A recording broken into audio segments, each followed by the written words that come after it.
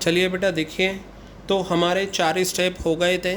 ठीक है, अब एक इम्पॉर्टेंट पॉइंट, फोर्थ पॉइंट के रिगार्डिंग, जैसे मैंने आपको बताया था, यहाँ आप ये सारी एसेट्स कॉपी करते हैं या नहीं, और फिर नीचे एडजस्टमेंट में देखते हैं जो असेट्स रियलाइज़ हुई हैं, जो सेल हुई हैं, आप यहाँ दिखा देता हूँ उनकी रियलाइज़ फिगर।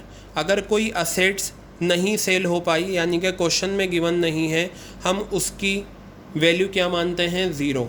लेकिन यही पॉइंट लाइबिलिटीज़ में भी आता है। अब ये देखिए, यहाँ पर क्या था, आपका क्रेडिटर्स था, मैंने क्रेडिटर्स दिखाया। यहाँ आउटस्टैंडिंग एक्सपेंसेस था, मैंने दिखाया। मान लो यहाँ बैंक लोन भी लिखा हुआ है, ये रहा बैंक लोन, मैंने यहाँ दिखाया। मतलब जो जो लाइबिलिटीज़ यहाँ आई आपने दिखाई। अब आप ये चेक करना, ध्यान से देखना, क्या आपने सारी लाइबिलिटीज़ पे हो गई आपकी। मान लो ये तीनों फिगर जो हैं, बैंक लोन, क्रेडिटर्स और आउटस्टैंडिंग एक्सपेंसेस, ये कितने में पे हुई, ये आपको क्वेश्चन में गिवन है। लेकिन ये जो बिल्स पेबल है, क्वेश्चन इसके बारे में साइलेंट है। क्या है क्वेश्चन इसके बारे में, साइलेंट है। क्वेश्चन ने नहीं बताया कि बिल्स पेबल पे हुआ या नहीं। बेटा अगर असेट्स के साथ ऐसा हो, किसी असेट्स के बारे में क्वेश्चन ना बताए, तो हम उसकी फिगर ज़ीरो लेते हैं। लेकिन अगर किसी एक्सटर्नल लाइबिलिटी के बारे में क्वेश्चन साइलेंट है, तो याद रखना पहले आपको उसे पे करना पड़ेगा। क्या करना पड़ेगा, पहले आपको उसे पे करना पड़ेगा, तभी आप आगे बढ़ सकते हैं। और कितने में पे करोगे, उसी फिगर पे पे करोगे जितने में यहाँ दिखाया। फॉर एग्ज़ाम्पल ये बिल्स पेबल आपका है 10,000 रुपये का। कितने का है, 10,000 रुपये का आपने यहाँ दिखाया। क्लियर है बात। अब क्या हुआ, जब आपने एडजस्टमेंट पढ़ी तो आपको 3 लाइबिलिटीज़ दिखी जिनकी फ़िगर गिवन है, इतने में पे करा, आपने दिखा दिया। अब आपने पूरा क्वेश्चन पढ़ लिया, आपने देखा यार बिल्स पेबल की तो बात नहीं हुई, तो आपको क्या करना होगा, इस बिल्स पेबल को पे करना होगा, यहाँ पर बीपी लिखना होगा और उसी अमाउंट में पे करना होगा। क्या करना होगा, उसी अमाउंट में पे करना होगा। क्लियर हो गई बात ये।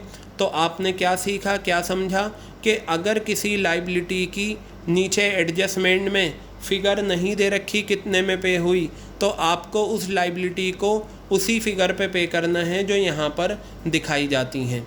ठीक है, तो हम ये पॉइंट जब क्वेश्चन करेंगे वहाँ पर भी मैं कराऊंगा। आपको चेक करना होगा कि सारी एक्सटर्नल लाइबिलिटीज़ पे हो गई या नहीं। बेटा याद रखना, पार्टनरशिप बिजनेस में सबसे पहले एक्सटर्नल लाइबिलिटीज़ पे होती हैं। अगर एक्सटर्नल लाइबिलिटीज़ पे नहीं हुई, हम इंटरनल पर आ ही नहीं सकते। इसलिए क्वेश्चन मेंशन करे या ना करे, हमें सारी एक्सटर्नल लाइबिलिटीज़ पे करनी है। कितने स्टेप्स हम कर चुके हैं, 4 स्टेप। 5वां स्टेप आ जाओ। बेटा ये जो तीसरा स्टेप था ना, ये रिकॉर्डेड असेट्स का था जिन्हें हमने रियलाइज़ करा। ये जो चौथा स्टेप था, ये रिकॉर्डेड लाइबिलिटीज़ का था जो हमने पे करा। अब मैं बात करूँगा अनरिकॉर्डेड असेट्स की, तो मैं यहाँ पर मेंशन कर देता हूँ अनरिकॉर्डेड असेट्स। क्या लिखता हूँ मैं यहाँ पर, unrecorded assets. And this point is 5th point. याद करना आसान होता है, मैं पॉइंट बना देता हूँ। सेम कॉन्सेप्ट लगेगा जो यहाँ पर है। देखिए, जो ये आपने यहाँ असेट्स लिखी थी, ये रिकॉर्डेड हैं। अनरिकॉर्डेड असेट्स यहाँ नहीं लिखी जाती क्योंकि वो बैलेंस शीट में गिवन नहीं होती। लेकिन याद रखना, पार्टनरशिप बिजनेस हमेशा के लिए बंद हो रहा है। पता चले एक पुराना टाइपराइटर था, वो बैलेंस शीट में नहीं था, आज हमने उस टाइपराइटर को बेच दिया। तो बेटा ये बताओ, जब आप किसी भी असेट्स को बेचोगे, आपको तो पैसा ही आएगा, आपकी तो इनकम है, आपके लिए तो अच्छी बात है, फ़ायदे वाली बात है। और नॉमिनल का रूल कहता है credit all income and gains. Clear हो गई बात। जिस तरीके से असेट्स रियलाइज़ होती हैं, रिकॉर्डेड असेट्स बेचकर आप यहाँ लिखते हैं, अनरिकॉर्डेड असेट्स बेचकर भी यहाँ लिखा जाएगा। अगर मान लो पार्टनरशिप फर्म ने पे करा है, तो आप लिखेंगे बाय कैश या बाय बैंक, और ब्रैकेट में लिख दीजिए अनरिकॉर्डेड टाइपराइटर। क्या लिखेंगे आप यहाँ पर, अनरिकॉर्डेड टाइपराइटर। अनरिकॉर्डेड टाइपराइटर आपने यहाँ पर लिखा और ये अमाउंट यहाँ दिखा दिया। जैसे यहाँ लिखा था बाय कैश या बाय बैंक असेट्स रियलाइज, तो मैंने भी यहाँ पर यही करा है, बाय कैश या बाय बैंक अनरिकॉर्डेड टाइपराइटर। लेकिन वही लॉजिक देखिए, अगर कोई पार्टनर ये कहे कि भाई ये जो अनरिकॉर्डेड टाइपराइटर है ये मैं ले जाता हूँ, पार्टनरशिप फर्म कहेगी ठीक है भाई ले जा। आगे हम तेरे अकाउंट में से इतना पैसा माइनस कर देंगे जितने का तू ये टाइपराइटर ले गया। पार्टनरशिप फर्म ये कहेगी देखो अगर तुम नहीं लेकर जाते तो हम दिखाएंगे रियलाइजेशन में बाय कैश या बाय बैंक अनरिकॉर्डेड टाइपराइटर। लेकिन अगर कोई पार्टनर ले जाता है, अनरिकॉर्डेड असेट्स कौन ले जाता है, कोई पार्टनर ले जाता है, तो बेटा आएगा तो यहीं पर बस उसका नाम आ जाता है, जैसे बाय एक्स कैपिटल और ब्रैकेट में मैं मेंशन करूँगा unrecorded typewriter. What will I right? Unrecorded typewriter मैं यहाँ पर लिखूँगा। देखिए मेरा यहाँ पर अनरिकॉर्डेड टाइपराइटर आ गया।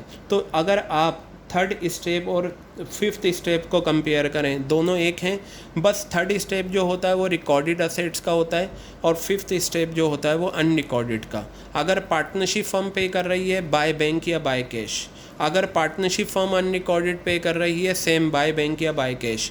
लेकिन अगर कोई पार्टनर ले जाए तो पार्टनर का नाम लिखकर उस असेट्स को लिख दो जो वो ले गया, चाहे रिकॉर्डेड वाली हो चाहे अनरिकॉर्डेड वाली हो। इज़ इट क्लियर और नोट? समझ में आ गई बात? तो बेटा अब आ जाओ आप सिक्स्थ स्टेप पर। जिस तरीके से अनरिकॉर्डेड असेट्स होती हैं उसी तरीके से अनरिकॉर्डेड लाइबिलिटीज़ होती हैं। क्या होती हैं? उसी तरीके से अनरिकॉर्डेड लाइबिलिटीज़ होती हैं। याद रखना, चाहे लाइबिलिटीज़ रिकॉर्डेड हो या अनरिकॉर्डेड हो, बेटा उनका पे करना हमारा एक्सपेंस है और नॉमिनल का रूल कहता है डेबिट ऑल एक्सपेंस। इस वजह से हम अनरिकॉर्डेड लाइबिलिटीज़ को भी पे करेंगे और उसी फैशन में करेंगे जैसे रिकॉर्डेड लाइबिलिटीज़ को करते हैं। मैंने यहाँ टू बैंक टू कैश लिखा और ब्रैकेट में लिख दिया अनरिकॉर्डेड लाइबिलिटी। और अनरिकॉर्डेड लाइबिलिटी हमेशा आपको एडजस्टमेंट में मिलेंगी और अनरिकॉर्डेड असेट्स भी आपको हमेशा कहाँ गिवन होंगे? एडजस्टमेंट में। Always in adjustment. कहाँ गिवन होते हैं ये? Always in adjustment. ये आपको एडजस्टमेंट में गिवन होते हैं। क्लियर हो गई बात? तो आप क्या करेंगी? अनरिकॉर्डेड लाइबिलिटी पे करेंगी टू बैंक या टू कैश करके, ये आ गया। और अगर इस अनरिकॉर्डेड लाइबिलिटी को किसी पार्टनर ने कहा कि भैया मैं पे करूँगा, कर दें, तो टू पार्टनर्स कैपिटल ब्रैकेट में अनरिकॉर्डेड लाइबिलिटी आ जाएगा। तो पता चला फोर्थ और सिक्स स्टेप दोनों सेम हैं, थर्ड और फिफ्थ स्टेप दोनों सेम हैं। थर्ड स्टेप रिकॉर्डेड असेट्स का है, फिफ्थ स्टेप अनरिकॉर्डेड असेट्स का है, लेकिन लिखने का अंदाज और समझने का तरीका सेम है। फोर्थ स्टेप रिकॉर्डेड लाइबिलिटीज़ का है, सिक्स स्टेप अनरिकॉर्डेड लाइबिलिटीज़ का है। अगर फर्म पे कर रही है लाइबिलिटीज़ तो टू कैश, अगर फर्म अनरिकॉर्डेड लाइबिलिटी पे कर रही है तो टू कैश। लेकिन अगर कोई पार्टनर ले जाए टू पार्टनर और यहाँ पर कोई पार्टनर ले जाए टू पार्टनर। गर्ल्स कितने स्टेप हो गए? ये 6 स्टेप हो गए। बस एक लास्ट स्टेप बचा है, उसके बाद हम करेंगे प्रॉफिट या लॉस।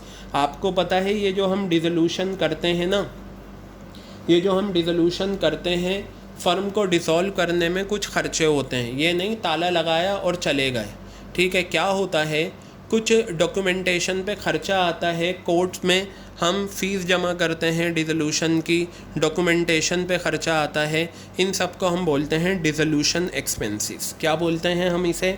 डिसोल्यूशन एक्सपेंसेस, या हम इसे बोलते हैं रियलाइजेशन एक्सपेंसेस। इस पर पूरा एक क्वेश्चन आता है और बहुत इंपॉर्टेंट है ये भी। तो डिसोल्यूशन एक्सपेंसेस का क्या मीनिंग है कि डिसोल्यूशन करने में जो खर्चे आते हैं उन्हें डिसोल्यूशन एक्सपेंसेस कहा जाता है। तो जब पार्टनरशिप फर्म ये पे करेगी, खर्चों का पे करना, खर्चे हमारे क्या हैं? डेबिट होते हैं, क्योंकि नॉमिनल का रूल कहता है डेबिट ऑल एक्सपेंसेस। तो सातवां स्टेप जो है मेरा वो क्या है? डिसोल्यूशन एक्सपेंसेस को पे करने वाला है।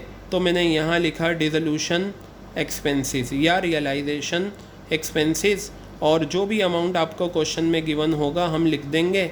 अगर ये गिवन नहीं है तो नहीं लिखेंगे। तो गर्ल्स आप देखिए, ये फॉर्मेट आपके सामने था और ये फॉर्मेट में हमने कितने स्टेप्स कवर कर लिए? 7 स्टेप्स। लास्ट स्टेप है, खाना तो खा लिया बेटा, ठीक है, फंक्शन में खाना अच्छे से खा लिया, सेल्फी ले ली, चलो अब जल्दी से लिफाफे तैयार कर लो, क्योंकि लिफाफे भी देना है, ठीक है, बिना एनवलप दिए आप नहीं जाओगे। क्लियर हो गई बात? तो अब हमारा मकसद क्या है इस अकाउंट का? वो ये है प्रॉफिट या लॉस निकालना। निकालने का तरीका वही है जो रिवेल में था।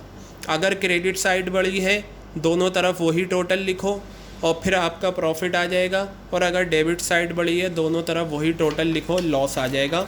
तो ये नेक्स्ट पेज पे मैंने प्रॉफिट या लॉस निकाल रखा है। यहाँ पर प्रॉफिट आ जाएगा और यहाँ पर लॉस आ जाएगा, और इसे मैं 8 स्टेप्स बोल देता हूँ, 8वां स्टेप। तो पता चला हमारा रियलाइजेशन अकाउंट जो है वो कितने स्टेप्स में तैयार हो जाता है। हमारा रियलाइजेशन अकाउंट जो तैयार होता है वो 8 स्टेप में। ज़रूरी नहीं आपको क्वेश्चन में 8 के 8 स्टेप्स गिवन हो, आपको 5 भी गिवन हो सकते हैं, आपको 4 भी हो सकते हैं, आपको 6 भी गिवन हो सकते हैं। जैसा स्टेप्स गिवन होगा आप उसी तरीके से दिखा देना। क्लियर हो गई बात ये? तो गर्ल्स ये था हमारा रियलाइजेशन अकाउंट, और I hope you understood the realisation account in proper manner. Is it clear? अब ये कुछ Z+ पॉइंट आपको दे रखे हैं। आप पूछेंगे Z+ का मतलब बेटा ज़बरदस्त, ठीक है। तो चलिए अब हम क्या करते हैं, ये कुछ पॉइंट मैं आपको बता देता हूँ जो मैंने आपको वहाँ पर बताए थे, ठीक है। चलिए ये पॉइंट कुछ नहीं है, बाद में भी हम डिस्कस कर सकते हैं, लेकिन आप अपने रजिस्टर में इसे लिख लेना। जैसे IFF वाला पॉइंट है तो मैं ये तब डिस्कस करूँगा जब डिसोल्यूशन में IFF बताऊँगा, ठीक है। प्रोविज़न वाला ये वही बात लिखी थी मैंने वहाँ पर, तो ये सारे पॉइंट बात के हैं, वी विल डिस्कस लेटर। तो ये हमने क्या करा, रियलाइजेशन अकाउंट का फॉर्मेट अच्छे से प्रिपेयर कर लिया है, ठीक है। रियलाइजेशन अकाउंट का फॉर्मेट हमारा अच्छे से हो गया है, ठीक है। आप ये रियलाइजेशन अकाउंट को बहुत अच्छे से प्रिपेयर कर लेना, ठीक है। उसके बाद बेटा मैं आपको बताऊंगा नेक्स्ट रिकॉर्डिंग में partners capital account, loan account, then we will cover what, cash account या बैंक अकाउंट। तो ये सारे फॉर्मेट होने के बाद हम क्वेश्चंस पर आएंगे। So it's my humble request to all of you, whatever I taught you today you must note down in your register, you must go through it 1 time, 2 times, 3 times unless you got all the points in your mind. Is it clear? Do the practice, keep in your mind all the points, then when you start solving the question of dissolution of a partnership firm, you can easily solve the question. Is it clear?